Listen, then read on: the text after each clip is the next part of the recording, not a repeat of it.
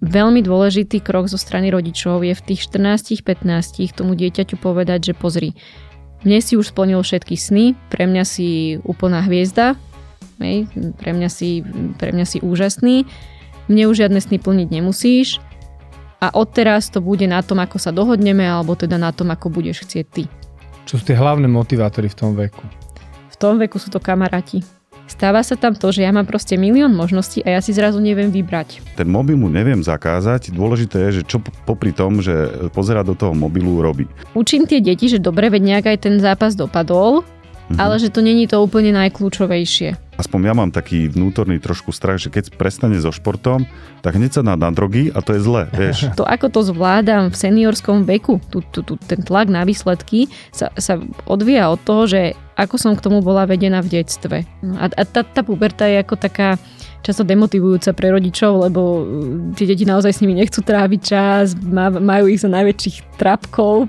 Myslím si, že je dobré, ak to dieťa má aspoň, ja neviem, že keby som to mala kvantifikovať, no tak 1 deň v týždni, 2 dní v týždni, kedy je naozaj ako môže si ten program spraviť, aký chce, alebo aspoň denne nejaké, že hodinu pre seba. No keď tomu decku dáš voľný čas, zakážeš mu robiť s mobilom, tak sa automaticky začne nudiť a môžeš ho pozorovať, že na stopkách, že koľko minút, že kedy začne nejakú aktivitu.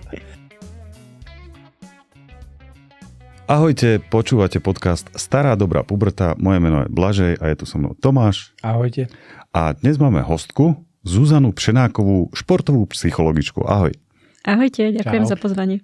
No, Zuzka, my sme spolu už mali jeden podcast o športe a o týchto veciach a ja som si na teba spomenul, lebo sme mali takú tému, alebo máme stále tému, že čo s aktivitami pri tých našich deťoch, hej, a nie len športovými, že ako s tým pracovať, hneď nám naskočilo niekoľko proste otázok, že čo s tým, tak ideme sa o tom porozprávať a veríme, že ty ako športová psychologička nám poradíš, že ako my rodičia sa máme k tým aktivitám stavať.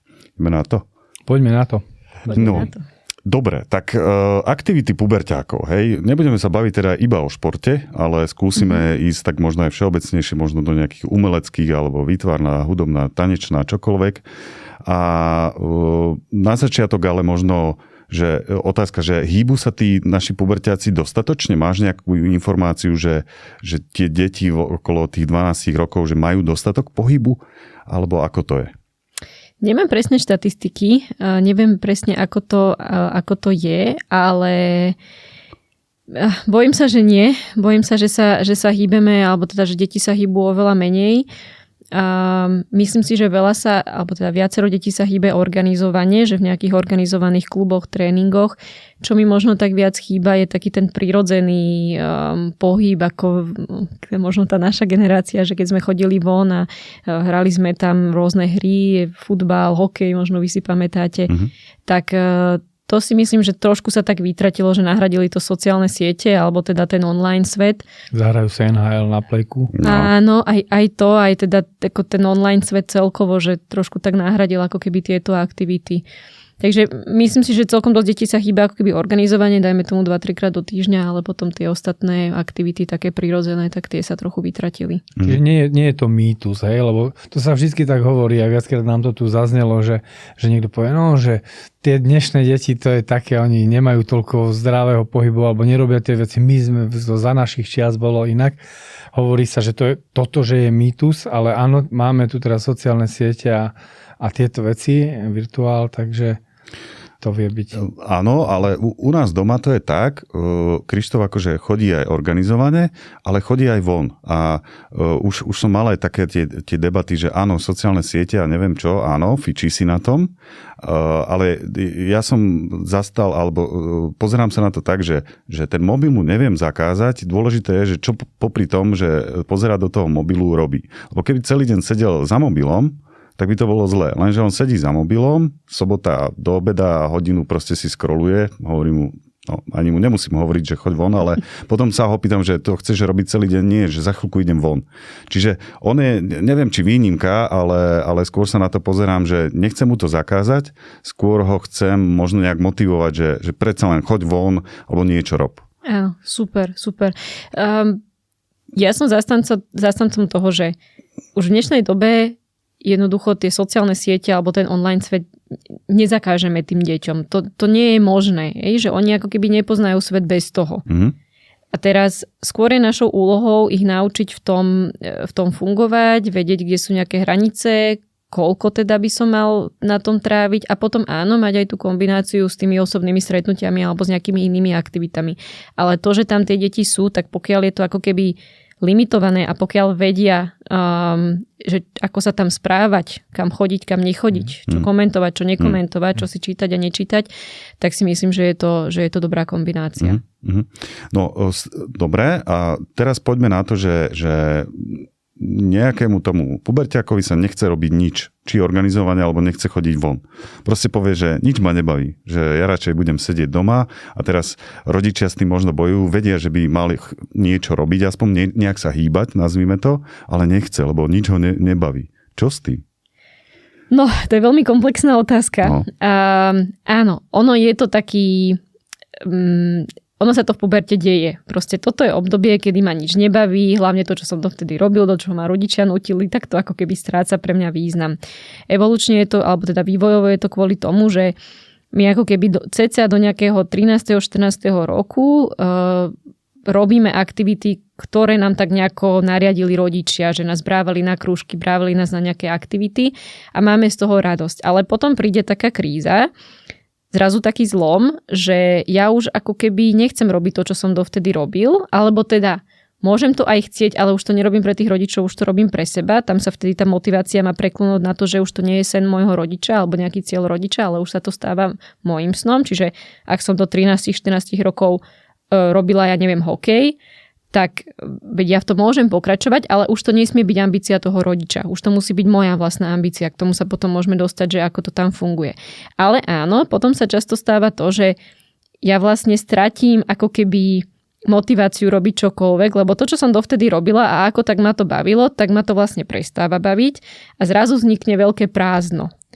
A tým, že je aj dneska veľmi veľa aktivít, ktoré sa dajú robiť. Pozor, to nie je také jednoduché, že my keď sme možno mali nejaké 3-4 aktivity, ktorým sa dalo venovať, no tak už sme si nejakú z toho vybrali, hej. Ale teraz tie možnosti sú naozaj veľké a stáva sa tam to, že ja mám proste milión možností a ja si zrazu neviem vybrať. Hej. Môžeš byť kýmkoľvek, to sa teraz tak ako hovorí, hej, také tie motivačné. A veď áno, ale zároveň to vytvára strašne veľa možností a tie deti ako keby niekedy buď ani nechcú vyskúšať, nemajú tú motiváciu a niekedy vlastne ani nevedia, že čo by chceli. Čiže ja mám otázku a tá je, že čo je to, čo deti z tvojej skúsenosti alebo tínedžerov drží pri tej aktivite? Nejakej športovej, umeleckej, nejakom hobby. Čo je to, čo sú tie hlavné motivátory v tom veku? V tom veku sú to kamaráti, rovesníci. Aké mám vzťahy na tom buď športovisku alebo v nejakom inom krúžku. Väčšina detí tam chodí proste kvôli tomu, že tam mám kamarátov, s ktorými trávim čas. A áno, robíme možno aj nejaký futbal, chodím na výtvarnú, na tanečnú, čokoľvek, ale v prvom rade je to o tom, že som tam s kamarátmi. A problém nastáva presne vtedy, keď ako keby to dieťa, alebo dieťa, už to nie je dieťa, ale keď ten tínedžer už nemá kamarátov, alebo tam nastali nejaké rôzne konflikty, no tak vtedy častokrát prichádza k tomu, že to dieťa vlastne stráca motiváciu chodiť na ten šport. Hej. Aj keď mám nejakú krízu, že keď majú tí športovci často nejakú krízu, že sa im nedarí, není to dobré, ja neviem, prišli o nejaké možno ciele, tak tí kamaráti sú väčšinou to, čo ich pri tom športe udrží a pomôžu im prekonať tú krízu. No ale ja keď tých kamarátov tam nemám, keď sa tam necítim dobre, tak tam veľmi ťažko bude. Ja napríklad my máme možnosť kajakovať a ja som tomu prepadol posledné 3 roky na Dunaj. Proste šantíme na kajakoch a minulú sezónu sme vždycky v lete, presne toto sme urobili, že sme volali deti, že budete mať že 2-hodinovku, že budeme v prístave kajakovať. Robili sme naháňačky na kajakoch a tak. Takže tamto naozaj toto fungovalo, keď tam bola dobrá partia, ale samotná tá aktivita, akože poď so mnou štvrtok, že poďme iba my dvaja, tak to už sa tomu dieťaťu nechcelo. Hej. Aj keď som super fotriga. No, ja tu mám tú poznámku, že aktivity s rodičmi, že pre nich je to nuda. to iba možno potvrdzuje to, že s nami už až tak veľa toho neurobia alebo nebudú chcieť robiť, pokiaľ tam nemajú tých rovesníkov.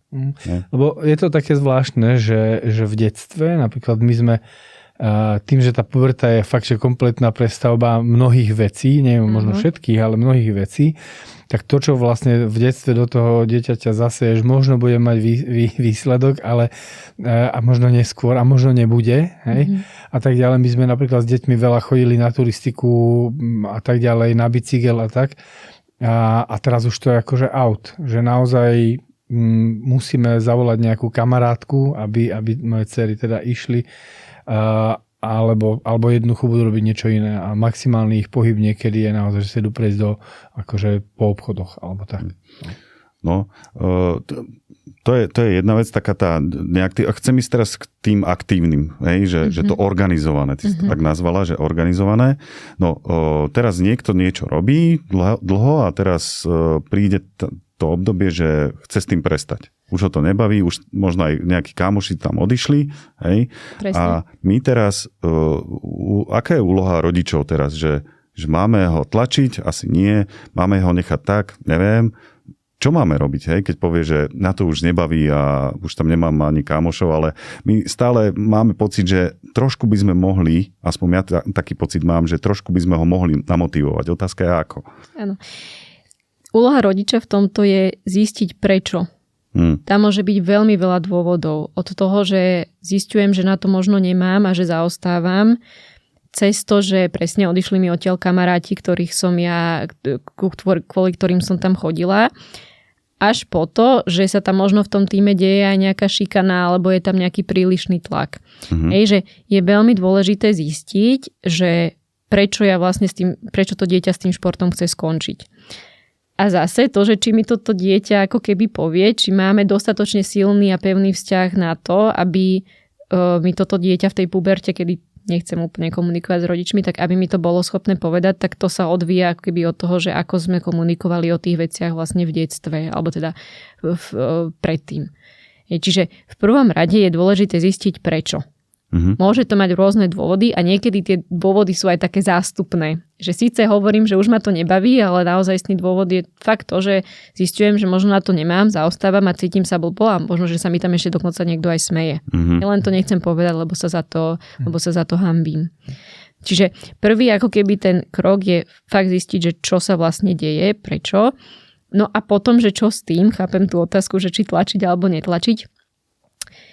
Ja som zastanca toho, že je dobre podľa mňa s tým dieťaťom sa dohodnúť, že dobre, ešte to možno potiahni nejaké 2-3 mesiace a uvidíme, či sa to zmení alebo nezmení a potom si k tomu tak sadneme.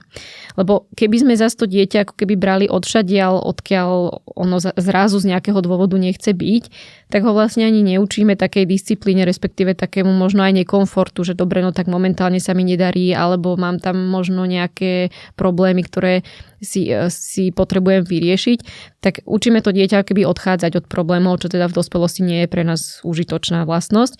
Takže skôr som zastanca toho, že poďme skúsiť s tým dieťaťom sa naozaj dohodnúť, že dobre, že koľko ešte by si to skúsil a že keď sa to naozaj za tie 3 mesiace nezlepší, tak dobre, tak sadneme si k tomu zase a spravíme si ďalší plán. Mala by to byť taká vzájomná dohoda, ale väčšinou tak radím rodičom, že ešte skúste ako keby sa dohodnúť na nejakom časovom intervale, ak sa to nezlepší alebo naopak sa to zhoršuje, tak by som... Možno aj veľkú úlohu tam aj má ten tréner, trénerka, alebo ten, kto vedie ten krúžok, alebo tú aktivitu. Lebo u nás moje deti teda nechodili na žiaden šport, ale chodili na hru na hudobný nástroj a jedna dcera má takú smolu, že je stále ako obľúbená učiteľka odíde. Neviem, prečo tak má, toto sa deje a tá učiteľka odíde alebo do dôchodku, alebo na matersku, alebo niečo. A to je častokrát problém, ale keď je tam človek, ktorý si vybudoval tú dôveru, tak je to asi veľká výhoda, že by som v takej situácii hľadal zdroje a ak ten človek, ktorý tam je tým zdrojom, dá sa s ním baviť normálne, to dieťa ho akoby rešpektuje, akceptuje alebo aj má rado, tak asi to by som robil. Určite, áno. Áno, v puberte vlastne majú veľkú moc tieto sekundárne autority, či sú to učitelia, alebo tréneri, alebo aj možno nejakí vaši kamaráti, s ktorými tie deti vyrastali, že áno, tie sekundárne autority sú veľmi dôležité a vedia mať veľký vplyv. Aj v dobrom, aj v zlom. Áno, že aj môže byť ten tréner alebo tá učiteľka veľmi taká podporná, možno naozaj poskytuje niečo tomu dieťaťu, čo nikde inde nevie získať. Ale môže sa stať aj vlastne ten negatívny prípad, že ten tréner alebo tá učiteľka je príliš nátlaková, nerozpráva sa s tým dieťaťom, nekomunikuje alebo zosmiešňuje to dieťa pred ostatnými a vtedy samozrejme tá motivácia chodiť tam klesá. No a dobre, tak poďme, lebo ja toto počúvam akože v tom našom športe, že niekedy sa tí starší ozvú, že jeho to už nebaví a možno sú tam aj tieto veci, ale rozmýšľam, že čo je tá otázka, že čo s tým, zmeniť klub? Hej? Že možno by ho to ešte bavilo a ísť akože do takých extrémov, neviem, či to je extrém, ale povedať, že no dobre, tak máš tam blbého trénera, tak poď ideme zmeniť klub. Hej? Alebo zmeniť aktivitu, neviem, hej, že keď ho baví nejaký šport alebo nejaká výtvarná, tak poď z výtvarnej na hudobnú, to tiež neviem, či funguje. Jasné. Ale ide mi o to, aby ten rodič akože stále mal, tak, nie že kontrolu, ale stále, aby motivoval to dieťa, aby niečo robilo. Lebo príde mne osobne, že keď mi povie, že skončím s tým športom, tak okamžite budem ako keby nejak hľadať, že dobre, vyskúšali sme všetko, 3 mesiace nefungovali, blbý tréner, tak poď vyskúšať niečo iné, hej? Alebo tak by som asi reagoval. Áno. Lebo chcem, aby niečo robil. Áno. Že v ideálnom prípade to potom ako keby to dieťa si hľadá novú aktivitu. Hej? Že čo iné by som teda mohla robiť. Prestup do iného klubu môže pomôcť, ale zase teda robila by som to až po nejakej dobe, kedy aby to dieťa ako keby neprestupovalo pri každom jednom probléme. No, hovorím, to budeme učiť to dieťa utekať od problémov. Ale teda robila by som to už v prípade, že naozaj to tam nie je dobré, že tam možno je nejaká šikana alebo niečo sa tam deje. Tak potom áno, ten šport má alebo tá aktivita ma baví, tak prestúpim akoby niekde inde. Ak ma ako keby prestane baviť tá aktivita, zase tam môže byť veľa dôvodov prečo. Ale áno, potom by sme mali to dieťa motivovať k tomu, že dobre, no tak poď, ale povedz si ty, že no tak čo by si chcel vyskúšať. A môžeme vyskúšať aj 3-4 aktivity a uvidíš, že čo ťa tak bude najviac baviť. A vyskúšať znamená čo? Budeš tam chodiť 2 mesiace? Alebo koľko je taký ten čas dobrý? Ako keby, lebo že give it a try je OK, ale že aj ísť 2-krát na tréning kung fu je asi málo, nie? Áno. Myslím, že aspoň taký mesiac. Že kým sa tam adaptujem, kým si tam zvyknem, kým uvidím, či ma to naozaj baví, že to je taká ako dobrá doba, ale zase je to veľmi individuálne. No tak idem niekde a po prvých 2 razoch naozaj viem, že to nie je OK, tak to nebudem tam to dieťa úplne nútiť. Lebo tak ako som povedal, že aspoň ja mám taký vnútorný trošku strach, že keď prestane so športom, tak hneď sa dá na drogy a to je zlé, vieš. Čiže hľadám odpoveď na to, že dobre, alebo pripravujem sa na to, že môže toto prísť, že chcem s niečím skončiť a ja mu chcem dať tú podporu a možno aj motiváciu, že poď, alebo doslova niekedy až, že musíš niečo robiť. Hej. Chceš sa na to vykašľať? OK, ale nájdi si niečo. Či to nie je moc tlačenie na to? Či to, vieš? Zase veľmi závisí, ale myslím si, že rodič je v tomto, že ono už vlastne do puberty je ten vzťah taký, ako keby rodič je taký direktívnejší, dominantnejší trochu. A ono v tej puberte sa vlastne má diať to postupne, že sa stávame rovnocennými v nejakých hraniciach, že to, čo toto dieťa ako keby zvláda, že stávame sa skôr takými parťákmi a z pozície toho, že ti hovorím, čo máš robiť, tak sa dostávam do tej pozície, že sa o tom rozprávame. No, ako to vidíš ty, ako to vidím ja a proste musíme nájsť nejaký prienik. Čiže áno, môžem mu dať takú ako cieľ, že no dobre, ale tak niečo ako potrebuješ robiť, ale už ho ako keby nenútim úplne do toho, že čo to má byť. Dobre, čo ja som ešte videl, alebo vidím, je prehnané očakávania tých rodičov. To už si akože načrtla, ale ja to proste vidím, že ako sa správajú rodičia k tým svojim deťom, a že musíš a makaj a neviem čo. Čo s tým, hej, že akože asi mi povie, že rodičia by to nemali robiť, ale čo keď to napríklad ja vidím, že ten rodič má veľké očakávania od niekoho. Mám za ním prísť a povedať mu, počúvaj ma, že moc tlačí, že nemusí byť hneď profi, alebo že proste nechaj ho tak. Deje sa to, predpokladám, že tí premotivovaní rodičia sú na tých športoch aj možno v nejakých výtvarných a týchto iných aktivitách. Čo s tým? Áno, to sú takí rodičia, čo tam stoja a teraz hovoria, prihraj, strieľaj, tu máš hráča, poď sa vráca. Áno, hej, to nie je dobré. Často sa vlastne deje to, že šport toho dieťaťa je sen toho rodiča a nie toho dieťaťa. Že vlastne ten rodič sám má nejaký sen, že ako by to dieťa asi malo vyzerať, čo by malo robiť, čo by z neho malo byť. A ten sen ako prenáša vlastne na to dieťa. Ale to dieťa možno, že vôbec to nechce robiť. Mala som rodičov, profesionálnych športovcov, ktorí mali synov, alebo tam majú stále 2 synov, ktorí robia ten istý šport, ale oni to vôbec nechcú robiť na profesionálnej úrovni. Tie deti, hej? Tie deti, áno. A ten vlastne ten ocino tak ako tlačí, že no veď ja už v tvojom veku som robil toto a ty to nechceš robiť. Ale tie deti vôbec nemajú tú motiváciu ako byť profíkmi, že jednoducho to v sebe sa nemajú. hovorí, že sú akoby rozdielne filozofie aj dokonca v rôznych krajinách, že aj neviem, v Norsku hovorí sa, nie, že je to tak, že šancu dostanú aj tí priemerní hráči, ale ich to baví aj v nejakom športe, napríklad v tom hokeji a tak ďalej a nakoniec z nich ako vyrastú naozaj výkonní, ale preto, lebo majú hlbokú tú motiváciu, že nie sú nadrilovaní. A zase nejaká iná krajina to má tak, že vyberajú najlepších z najlepších a tí sa do toho úplne oddajú a nedaj Bože má úraz, tak má život skazený. Hej, akože to sú také a jedno aj druhé môže asi fungovať, ale teraz je taký diskurs o tom. Áno. Len teraz, jak skončila olympiáda, tak my sme získali akože 0 medailí, ne, Slovensko a už boli nejaké presne tieto témy, že ako ten šport na Slovensku funguje, alebo tá podpora, čo je vlastne tak trošku aj naša téma teraz, že OK, my ako rodičia dávame do toho prachy, čas, energiu. Otázka je, že či to stačí, alebo nie, že stačí, že ten štát by asi mal viac. Hej. A máš nejaké takéto porovnanie, že ako to funguje v zahraničí, ako štát podporuje možno takéto aktivity, možno ani nie top, ale takých tých bežných športovcov, ako to je v zahraničí? Tak zrovna to Norsko bolo teraz taký dobrý príklad, že v podstate, čo sa týka populácií, tak máme veľmi podobnú populáciu, áno.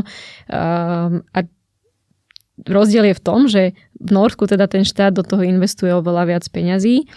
Tuto sa to stáva možno taká ako, že keď chcem byť dobrý športovec, tak častokrát to zaťahujú rodičia.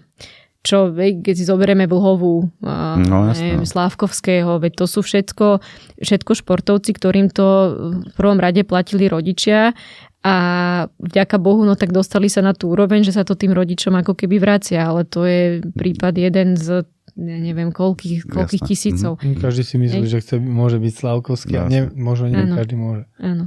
A ďalšia vec v tom Norsku je, že oni tam napríklad nezverejňujú do 12-13 rokov nezverejňujú nejaké výsledkové tabulky.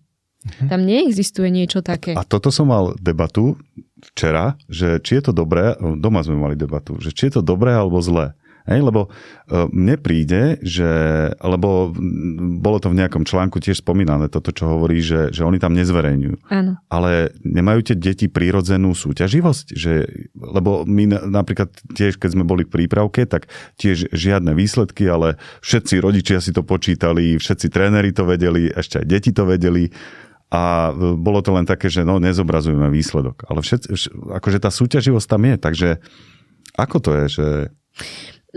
Chápem, čo sa pýtaš. No za mňa je to skôr o tom, že učím tie deti, že dobre, veď nejak aj ten zápas dopadol, ale že to není to úplne najkľúčovejšie.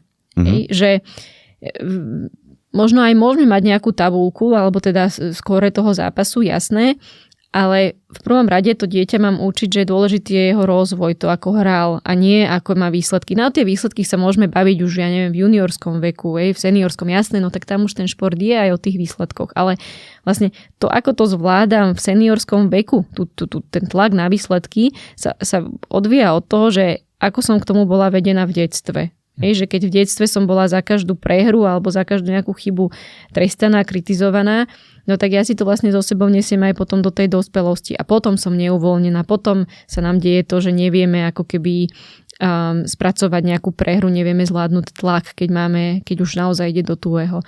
Čiže ja by som to skôr ako navrhovala, že veď OK, môžu byť teoreticky aj nejaké tabulky, aj výsledky, ale učíme to dieťa, že to nie je to najdôležitejšie.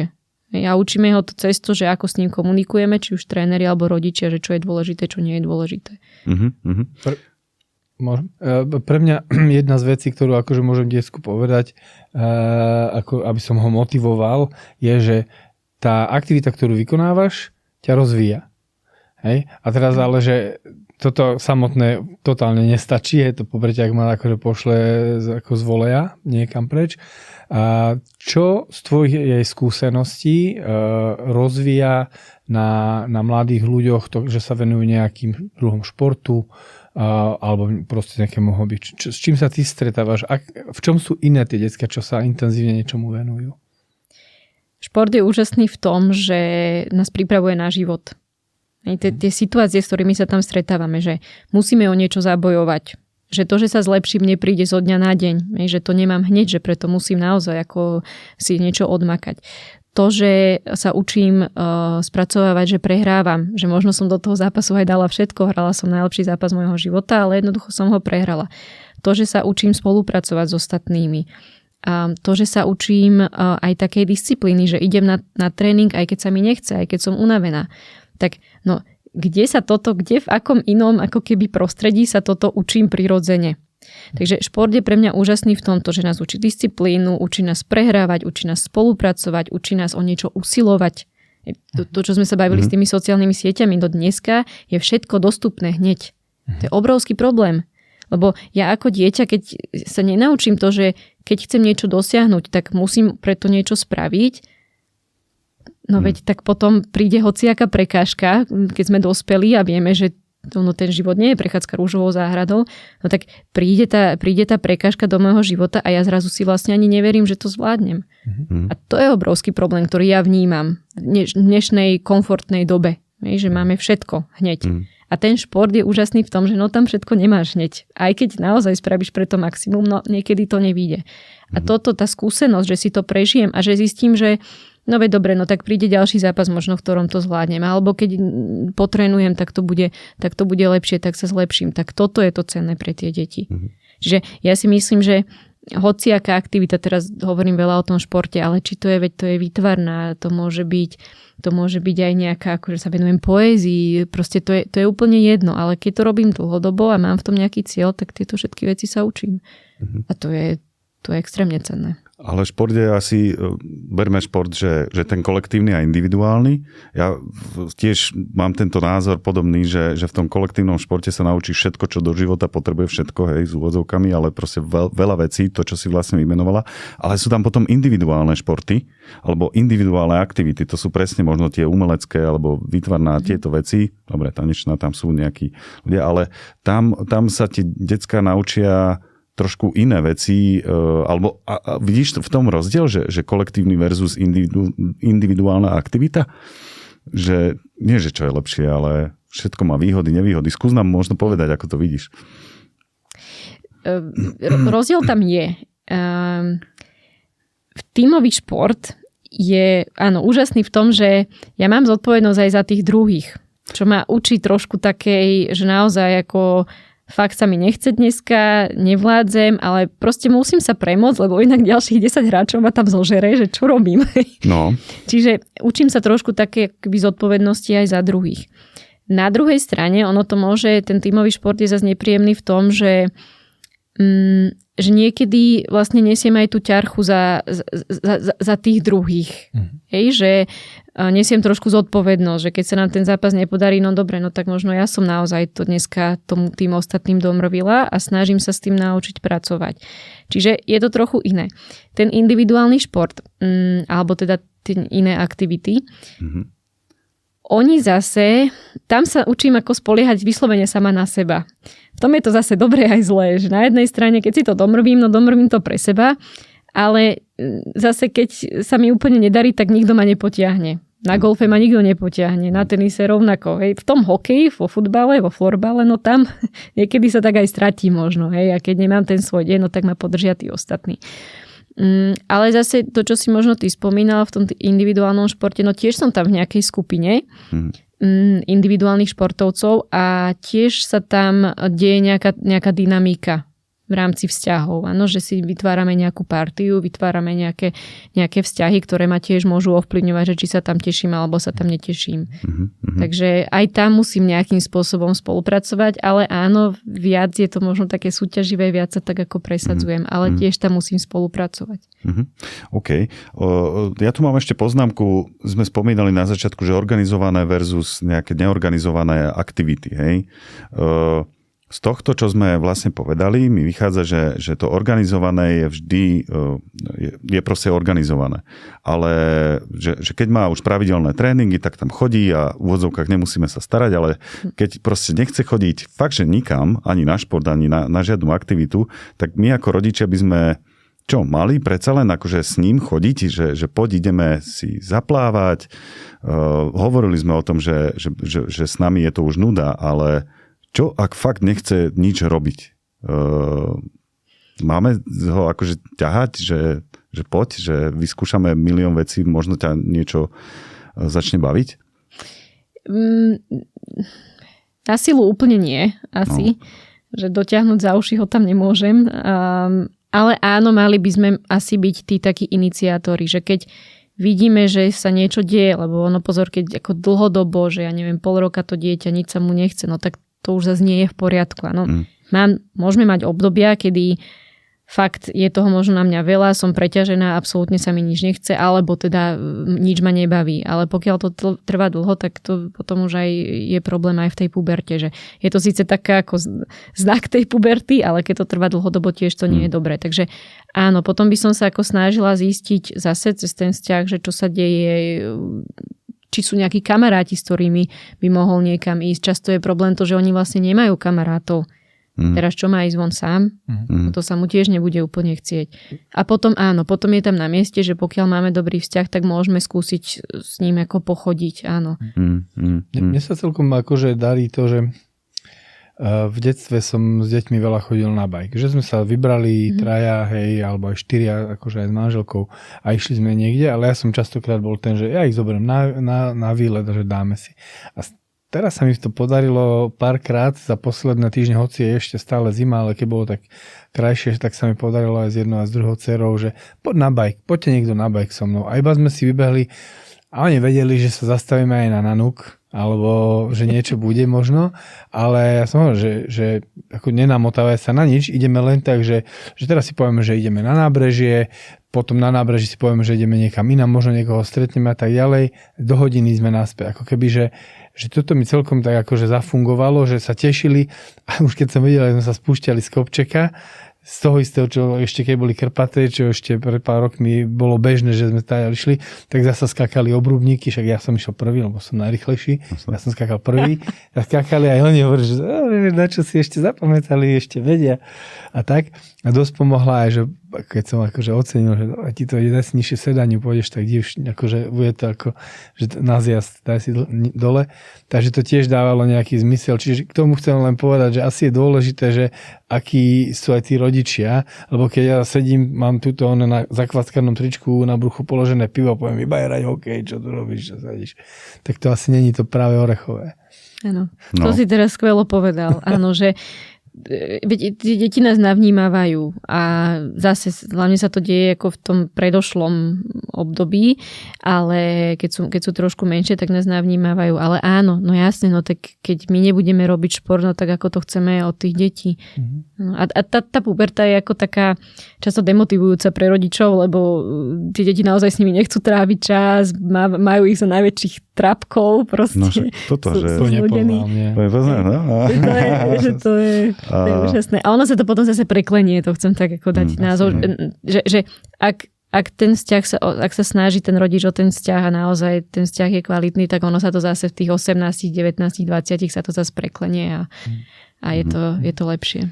S týmto bicyklom ešte, že také, čo mne sa akože alebo aj celkovo, že napríklad mali sme minule, že výlet a deťom sa nechcelo a že ideme sa prebehnúť niekde, išli sme všetci 4 a hovoríme, za hodinu sme naspäť. A hovorím si, že musíme za hodinu byť naspäť, lebo keď ja teraz tie deti vylákam, že za hodinu môže byť naspäť a môžeš riešiť, čo si chcela alebo niečo, tak a potom nakoniec je z toho akože 3-hodinová bajkovačka a otlačený zadok, tak už nepôjdu. Áno. Takže tak akože naozaj, že neurobiť kúlehu, tak akože teším sa z každého malého dosiahnutého výletu, akože fakt, že poviem si vždycky, že dobre. Ja som si sem dal, že motivačné úplatky k tomuto, lebo áno, tiež mám takéto skúsenosti, že snažím sa ho niekam vytiahnuť a otázka je, že motivačný úplatok, že poď a keď pôjdeme po lese hodinu, tak môžeme ísť na McDonald's. Hej, nerobím to, možno som to urobil 2-krát, raz to zafungovalo, neviem, ale čo s takýmto motivačným, hej, že úplatkami a neviem čo. Tie externé odmeny fungujú fajn, pokiaľ ako keby nemám nič iné. Že ak mám napríklad dieťa, čo sme sa rozprávali, že ak mám tínedžera, ktorý naozaj je zavretý, hej, príde zo školy, zavre sa a je tam do večera, potom ide spať a tak to funguje mesiace. No, môžem kľudne využiť aj tie externé odmeny. Ide nám o to, aby to dieťa ako keby sme trochu rozhýbali alebo čokoľvek pre ňoho spravili. A áno, z začiatku môže byť aj taká externá odmena.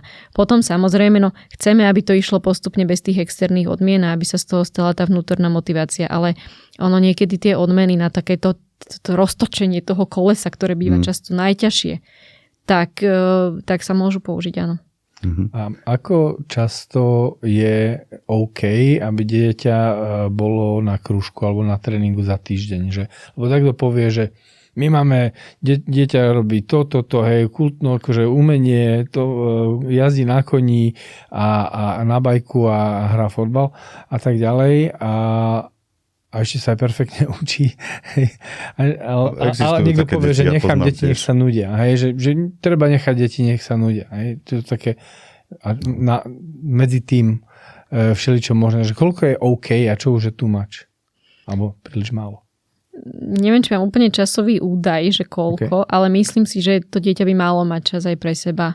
Ak to dieťa má to nalinkované, a poznám takých, že ja neviem, o 2:00 príde zo školy, naje sa, 2:30 ideme na tréning, prichádzame, ja neviem, o 6:00, lebo robím gymnastiku, alebo hokej, alebo čokoľvek, čo robí, čo teda trvá dlho ten tréning.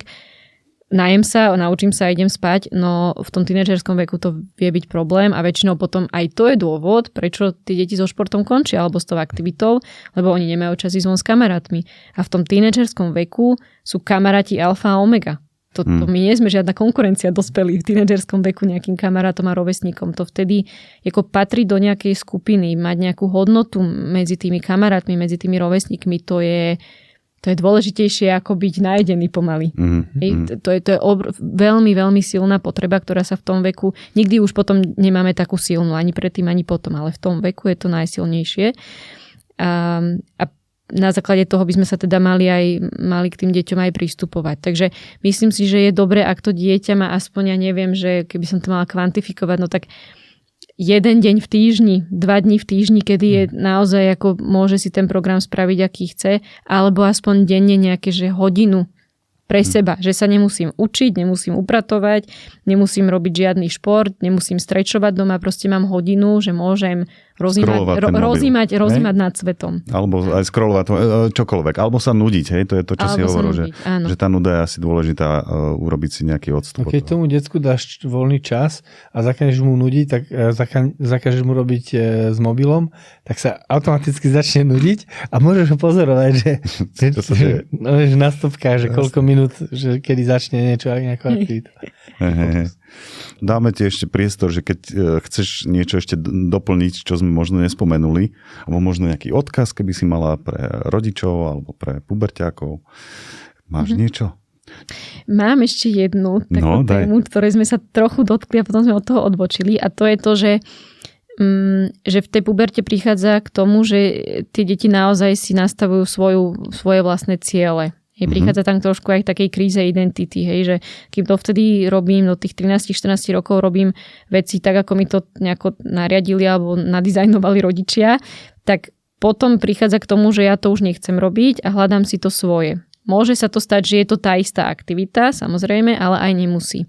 A teraz veľmi dôležitý krok zo strany rodičov je v tých 14-15 tomu dieťaťu povedať, že pozri, mne si už splnil všetky sny, pre mňa si úplná hviezda, pre mňa si úžasný, mne už žiadne sny plniť nemusíš a odteraz to bude na tom, ako sa dohodneme, alebo teda na tom, ako budeš chcieť ty.